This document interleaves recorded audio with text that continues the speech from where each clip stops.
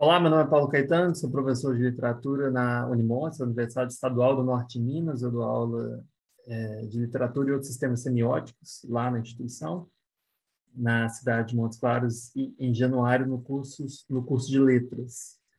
É, Agradeço aí a mesa, ao aceite, né, do evento, e a minha proposta hoje é falar sobre um episódio da série Love, Death plus Robots, e o episódio se chama Zima Blue.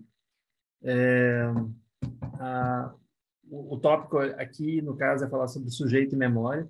São temas que, enfim, eu tenho trabalhado recentemente, seja na docência, seja na pesquisa. Eu não comentei, mas a minha formação se deu na Unicamp, na Unimontes e na UFMG. Na UFMG eu fiz a graduação e o doutorado, e o mestrado eu fiz na Unicamp.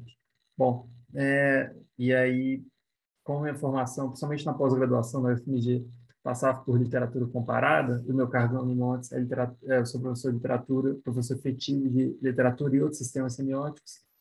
Eu tenho abordado outros sistemas semióticos, como, por exemplo, performance, fotografia e, nos últimos anos, as séries de streaming.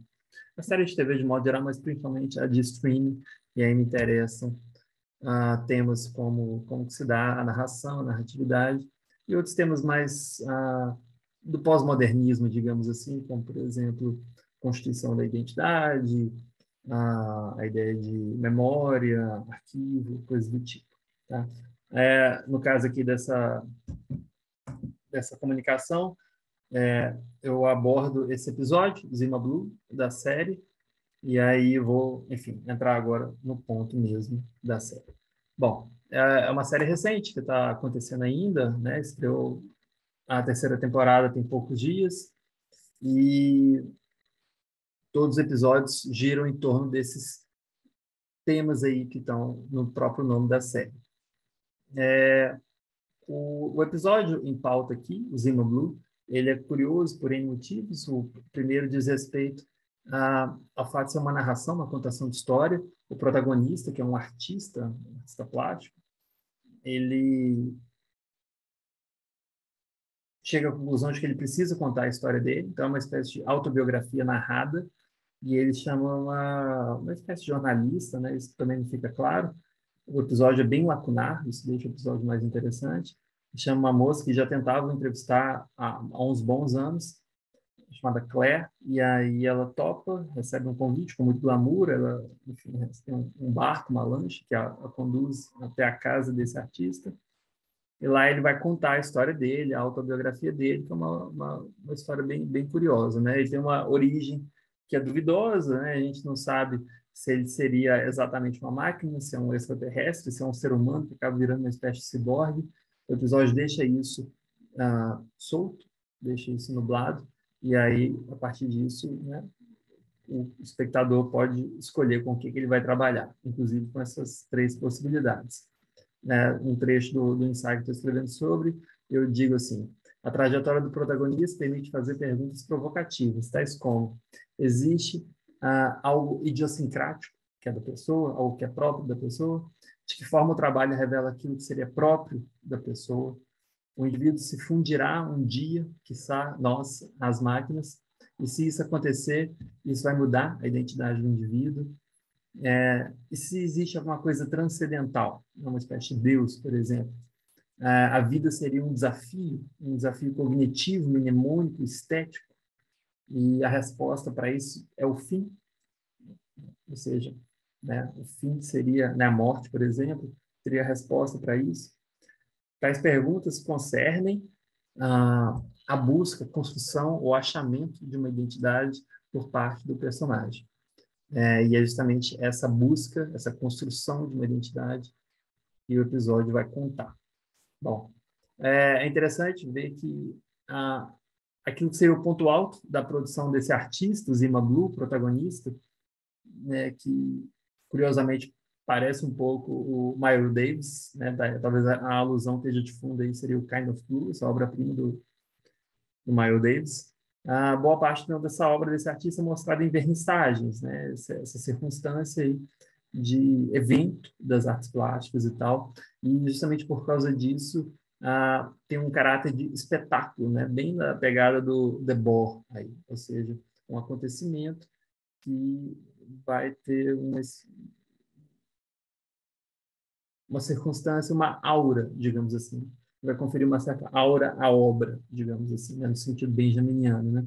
De criar uma espécie de valor de culto ali ao objeto, ao próprio evento, à exposição em si.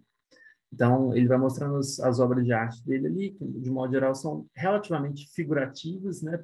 Pouco abstratas, mas à medida que ele vai inserindo o que seria o grande momento dele, vai inserindo figuras geométricas azuis, essas obras que são mais figurativas vão tendendo mais para o abstrato, né? E o episódio conta, né, que para ele chegar nesse momento, esse ápice, ele precisou buscar o que ele chama de verdade, né, numa pegada bem helênica, né, de buscar a verdade, ao mesmo tempo um pouco religiosa.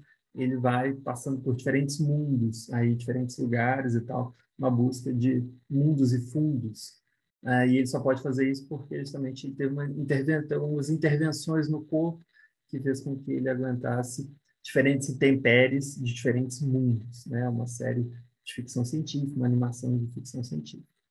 E além disso, além dele poder ter suporte físico no próprio corpo, ele, diferentemente do homem moderno, como coloca o Stuart Hall ali sobre a construção da identidade na pós-modernidade, diferentemente do homem moderno, ele não está atrelado à maquinaria burocrática, ele não está atrelado ao trabalhismo, né? Esse artista, o Zima Blue, ele pulula, anda livre para poder sondar diferentes mundos e inclusive diferentes arquipélagos interiores dele. Isso que é bem provocativo. Bom, já comentei sobre o quadrilátero azul, que ele vai inserindo, e gradativamente esse quadrilátero vai crescendo nesses quadros dele, nessas pinturas dele.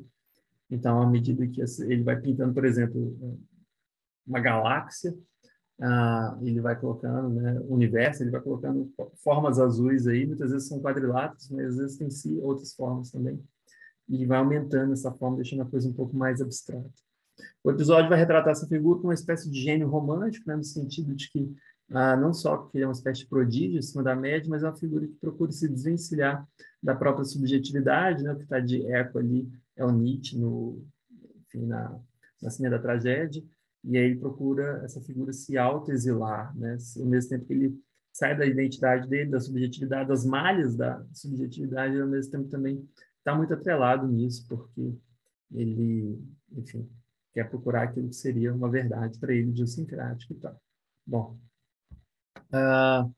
e aí nesse sentido, então, tem algo meio de tautológico, assim, à medida que ele está nessa busca para achar alguma coisa, ele, ao mesmo tempo, constrói a própria busca também. Tem um quê de autoria aí. E no final, né, enfim, quem já viu não tem como falar sem abordar o final, que vai ser spoiler a partir desse momento, acaba que chega numa espécie de niilismo, né? No final, é uma volta à origem, não até no retorno ali, que ele vai voltar a fazer um trabalho que é extremamente simples, né? Que aparentemente foi a origem dele, que é uma máquina de limpar piscina, basicamente. Ele teria sido construído um robô por uma menina prodígio, e ele voltaria a essa origem. Então, a origem seria a simplicidade e tal. É uma figura desprovida de orgulho, coisa do tipo.